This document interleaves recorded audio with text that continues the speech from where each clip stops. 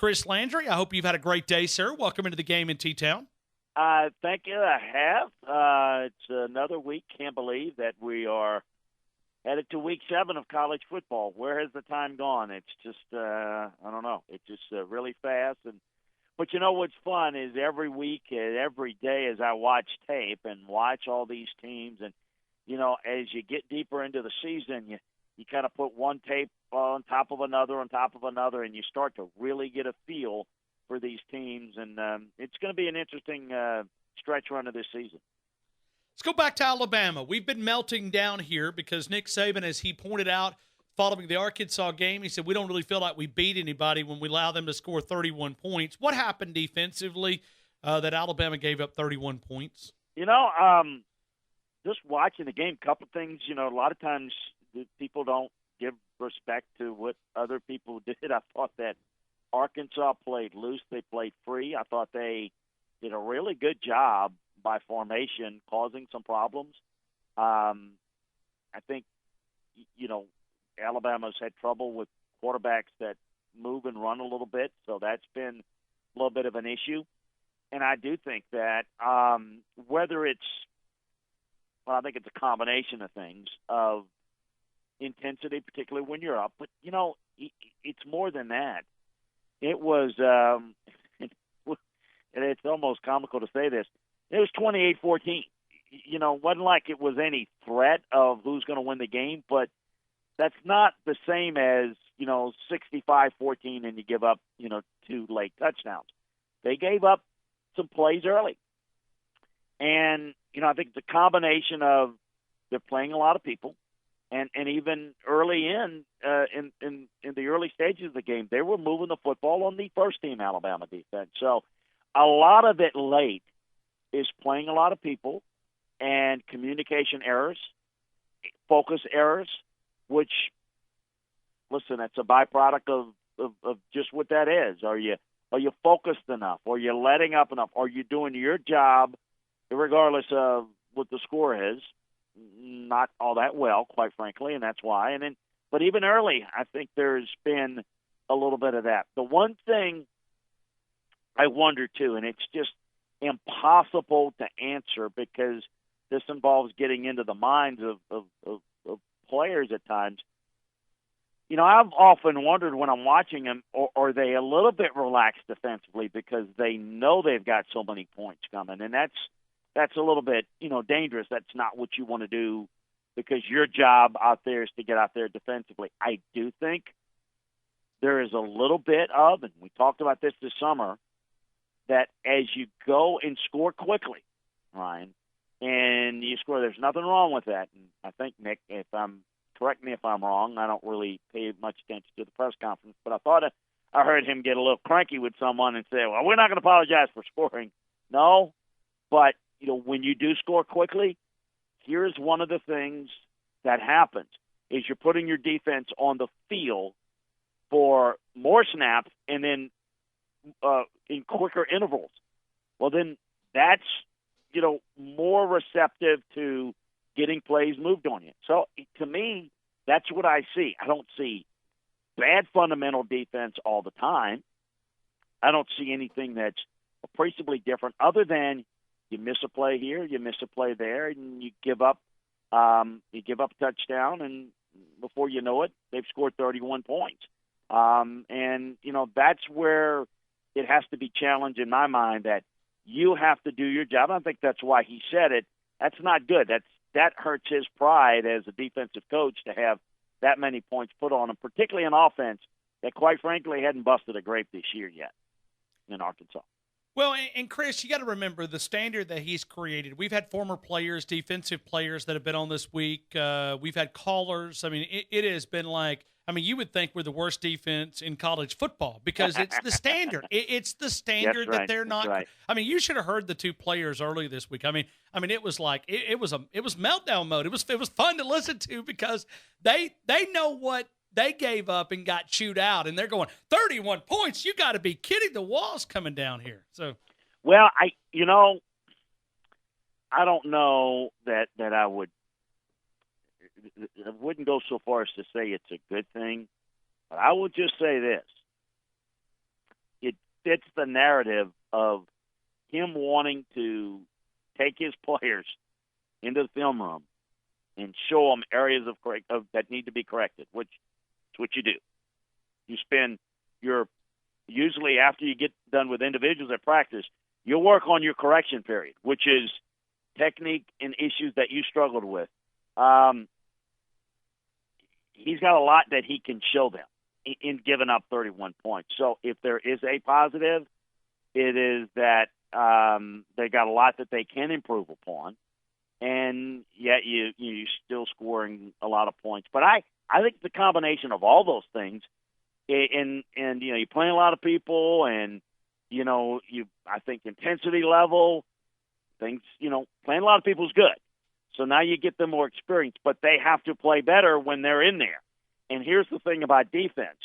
It's if you've got one guy that misses an assignment or is late or misses the call, then that gives up a play.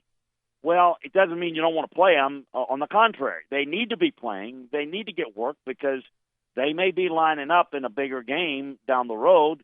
And with the injuries and whatnot, that's what happens. So it's a blessing that they've had a chance to have a second half of games to where they can completely play a whole lot of people, empty the bench, and get a lot of people in there. That's a positive. But with that is going to come some play that's not going to be the same as in the past where you've got less players playing and your better players playing all the time.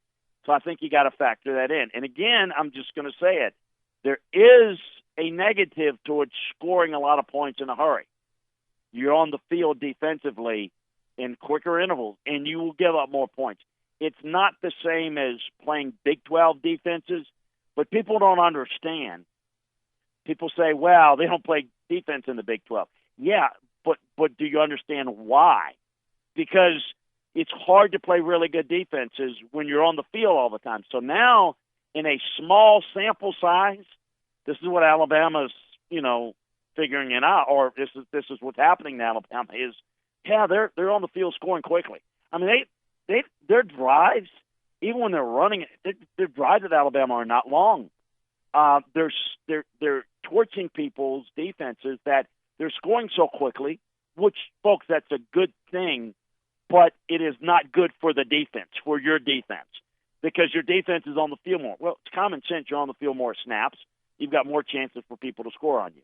Two, you're on the field for less interviews between series. You're not going to be as good. So, look, I mean, the answer would be to compress the game, as I said before. If you were asking me, well, what could they do offensively that's better? Really nothing. But if you want me to say, hey, maybe not score as much, which is foolish, but score with long drives, that'd be the goal. But, when I'm watching them, like against Arkansas is not exactly playing great defense. I mean, I haven't seen you play Ole Miss. I mean, nobody's tackling. Well, you don't sit there and say, no, I'm going to take a dive here so we can extend the drive for another 2 minutes. No, you want to score. But in the past, we've seen Alabama play game control, right? They're running the football. There's 6-minute drives, and that defense is rest and fresh, and now you're getting up. Well, now it's becoming a little bit more hodgepodge, and I think that's contributed to some of the lack of consistency relative to the past with their defense. I'm not overly alarmed personally. I don't expect them to give up 31 points on a regular basis. In fact, I don't think we're going to see that this week, and I don't think we're going to see it going forward. I would be surprised if somebody scores 31 points on them the rest of the year. How do you see this game, homecoming against Missouri here in Tuscaloosa? Oh, I think Missouri's going to have a hard time defensively like most people are. I think it's going to be, if you want to make a style comparison, a little bit Ole Miss-like. They're going to have to defend the passing game very well.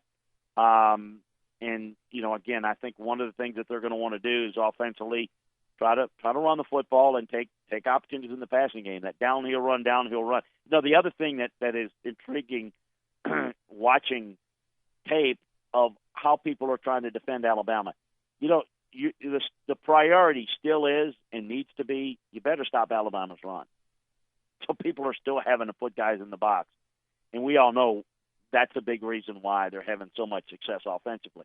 They're getting safeties moved out of the box, out of the middle of the field. So, I mean, quite frankly, it's like shooting fish in a barrel. I mean, it is so easy to play pitch and catch because you got to play that. So you get downhill run, then, you pull the ball out, and you got an RPO, and boom, it's quick play, and it's really video game like. But I think we'll see more of that this week against Missouri. One of the very few people that we heard all season talk about Auburn was you. And I'm talking about from a standpoint that you had a lot of questions about Auburn offensively.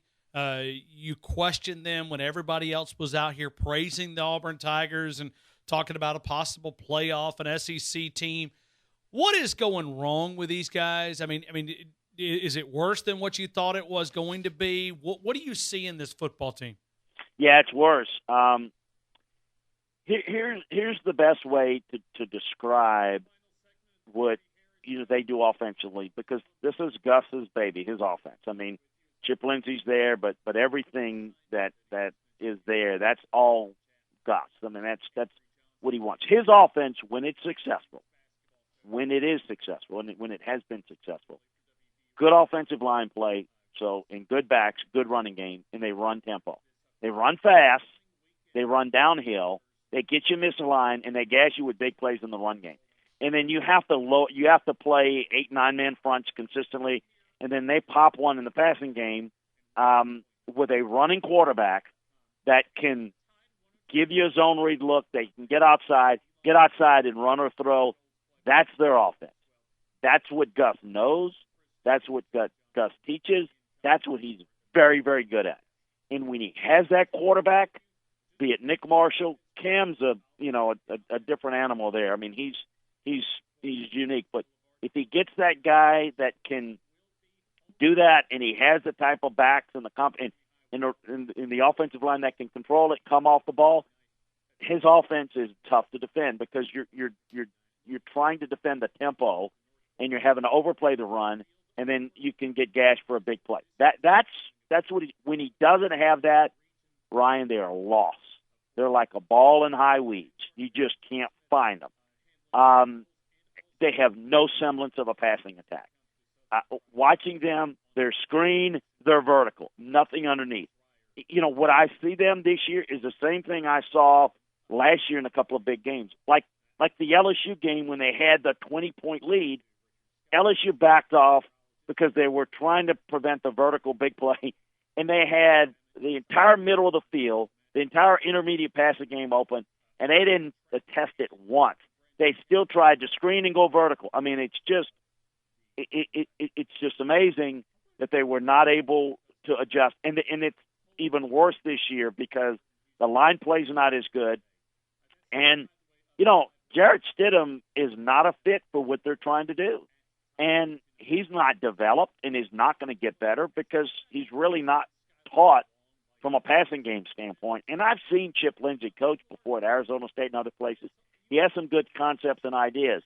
This is not happening right now. And it's certainly, this is Gus's deal. And this is where, the Auburn fans, I think, are going to continue to get frustrated because, when he gets it right, they can have a great year. But if he doesn't find that, he is not a guy. He's not doing what a Dan Mullen is doing right now. Dan Mullen doesn't have a whole lot with Felipe Franks, but man, he's got that kid playing with some confidence. He's taken what he's got and he's cooking up a meal with leftovers in the fridge. I mean, he can figure it out. That is the complete opposite of what Auburn does under Gus, and that's the problem. That as I see it. So, I know that. When it's going good, and we've seen what he can do. I mean, he did it. We know that he rebounded last year, and, they beat Alabama and Georgia, and he's capable of doing that. And he's capable of having a good year, and next year, the year after. But the consistency it's just not going to be there, and I think that's going to grow more and more frustrating. And I think that there's a lot of folks. Listen, that president panicked last year. I'm just going to call it like it is. A lot of administrators, Ryan, I deal with a lot of them in my consulting work, particularly on the coaching search side. God bless them. They're all smart people, but most of them are clueless about football. And so, you sit there and there's Jimmy Sexton. We're in a different age of agents. Jimmy Sexton played Auburn, and, the threat of going to Arkansas. Well, you got a president, got an AD on the outs going out, and then he panicked and said, well, I can't lose my coach to Arkansas. How's that going to look? So he goes and he puts this deal together, and they're going to be handcuffed with that for a while. I fear for them. And instead of probably, if it were me, and I with all due respect to Gus, I would have looked at it as, hey, I'm going to go out and hire a good football coach. But these guys don't know how to hire coaches in most cases, Ryan. And that's how I see the Auburn situation in a specific sense of this year, but then the big picture. And they're going to, it wouldn't surprise me if he comes back in a year or two and has a great year, but consistency is not going to be there with them. I don't see that for a program with that type of ability and potential. I don't think they're going to achieve the consistency that, Florida, Georgia, A&M are going to have going forward. I don't see that. They don't fit into that mix with Gus, with the rest of those programs. We're talking to Chris Landry, LandryFootball.com. And, Chris, I want to go into a couple different conversations here as we begin to wrap up. Let's go to LSU and Georgia. Is there any chance that you see LSU putting a hurdle up in front of the Dogs? No, I think this is about Georgia. I think this is about, first of all, this group of Georgia players, they don't play in Baton Rouge. It's something they don't see. So this will be a new environment for them, a lot of young guys. They've not put it all together yet at Georgia, and so there's that factor of if they make mistakes, turn the football over, then that could be a problem. I think this is a good LSU defense, not a great one. This is not a great defensive front. They have to blitz to get pressure, and they like to play nickel. They're a very good secondary now. They can match up with a lot of people, but you can run the football on them. And I think Georgia should be able to run the football on them, and I don't know how they're going to use Justin Fields in this game. But what Florida did so well, and Dan Mullen really outcoached Dave Aranda, who's a really good defensive coach, by running some options, some zone read, and getting that fast flow defense out of position. I think Georgia can do that. I think Georgia's the better team. I think if Georgia plays the best game, I think they win and maybe even win decisively. But we've seen Georgia not play all that well and have moments to where they look like they're very flawed and make a lot of mistakes. If that happens, I think LSU's going to fight. I think LSU's going to play well. And if Georgia doesn't play well, they could be in trouble. But I think Georgia is the better team here. When you look at this Florida football team, the way that they were able to get that win, and looking at long-term, maybe for Dan Mullen, I'm saying long-term, really it's more short-term, but it's just a few weeks down the road. Can they present some challenges to the Dogs? Do you see Florida as the team that can do that? Or, are we all just trying to, look at something potential, hiccup for these guys? Oh, they're going to play Georgia well. They're going to play inspired. I don't think they're good enough to beat Georgia. I think Georgia is better right now. I think Dan has proven over time that he knows how to coach. The only variable for Dan as it relates to Georgia, long term, it would be, can he recruit the same level that Georgia is? Because it's still about players. And, Dan's not at Mississippi State anymore. So, he outcoached, LSU, and it's fine. Is he going to be able to do that against Georgia? No. But he can win some games. And we see, first of all, that Kentucky's not a bad team, but you've looked at it, he's did a good job against Mississippi State, against LSU. I think do a good job against Vanderbilt. But going forward, he's going to have to recruit at a top 5 level. That's something Dan's never done because he's not been at a place as a head coach where he can do that. Can't do that at Mississippi State. But he's going to have to do that at Florida to stick with Georgia because Georgia's recruiting right there, right along with Alabama and coaching them up. So for Florida to be where Georgia is and to be, right with them, they're going to have to recruit, the same top 5 classes in the country, and they coach them up. I think Dan can match which coaching-wise, but personnel-wise, they're not where Georgia is by a long shot, and they're not where they need to be, and they're probably two top 5 recruiting classes away from being close. And that might still put them behind Georgia in terms of personnel. So that's kind of how I see Florida short-term, long-term. Chris, talk about the website. Invite people to connect with you there at LandryFootball.com, a comprehensive website covering the college and the NFL game as well. Invite people to connect with you there on the website. Well, we appreciate it, and it's real simple. It's LandryFootball.com, easy to find. I can check on my background and what we have, what we offer. In a nutshell, we spend our time grading football tape. My background is over 30 years now as a coach and as a scout at the college level as a coach, recruiting coordinator, an NFL coach, an NFL scout, a personnel director. So what we do is we break the game down from inside the film room. We bring a lot of the inside information, talking to the coaches about their teams, about their opponents that they're playing, and looking at the film myself and coming up with film room breakdowns each and every week after the games are played, and then previewing the games the upcoming week.